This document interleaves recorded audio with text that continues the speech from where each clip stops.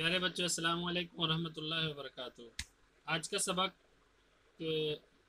जो एक बहुत ही मशहूर और मारूफ हाथी से रिलेटेड है। ये एक मजमून है बहादुर शाह का हाथी। इसमें उनकी बहुत सारी खूबियाँ होती हैं हाथी की। वो क्या है? मौला बख्श नाम था उसका। उसके कद यानी उसकी लंबाई चौड़ाई उसके कद के बराबर हाथी नज़र से नहीं गुजरा, यानी बहुत ही ज़्यादा हैवी और हैकल था।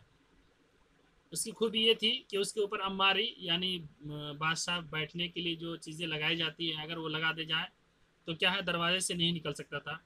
वो चारों घंटे घुटने टेक कर शहर से बाहर जाता, यानी वो चारों पाँव को नीचे घुटनों को टेक करके तब शहर से बाहर जाता। अब ये कहाँ से आया, कैसे आया, उसके बारे में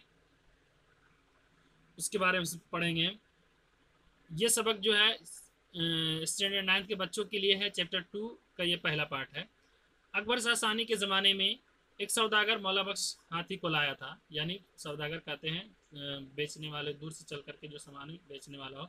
उसके फेलबान बुखारा के एक सैयद थे, क्योंकि किसी और शख्स का बादशाह की तरफ पीट करना बेअदबी थी।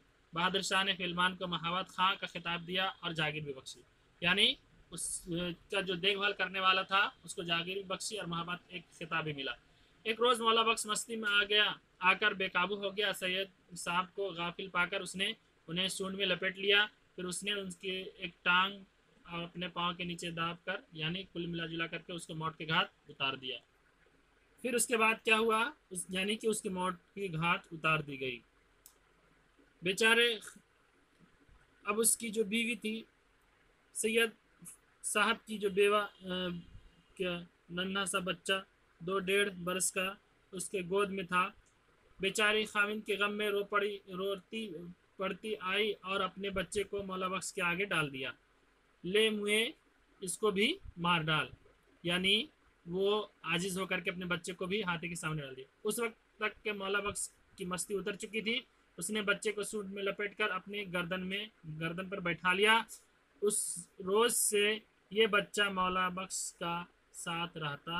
बच्चे के सामने मौला बख्श से जो कहो वो फौरन करता, यानी इस बच्चे के साथ उससे ऐसी दिल लगी हो गई थी, जो बच्चा कहता और मौला बख्श फौरन राजी हो जाता और करता भी। अब देखिए क्या होता है। उस बच्चे का नाम क्या था? रहमत अली। जब रहमत अली बड़ा हुआ तो उसके हम उम्र बच्चे उसके साथ खेलने को आते।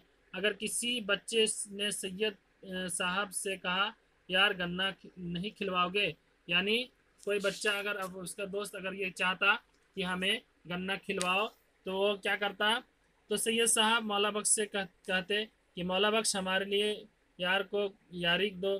मौला बख्श गन्ना छील कर जिस बच्चे को सैयद साहब का दे दिया करता था, यानी उसमें से बहुत सारे बच्चे होते थे, उसमें से जिसके वो सैयद साहब के इशारा करते वो बच्चे को हाथी वो गन्ना दे दे।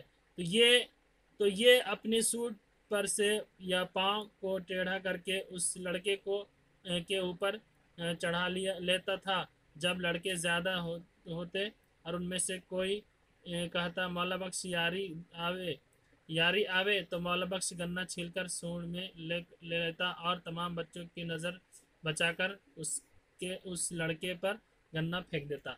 यानी इसमें ऐसी खूबी थी कि बहुत सारे बच्चों के बीच में अगर गन्ना जिसके तरफ इशारा करे कि यार को यारी दो, तो ये हाथी सभी की नज़रों से बचा करके उस बच्चे को ये गन्ना दे देता।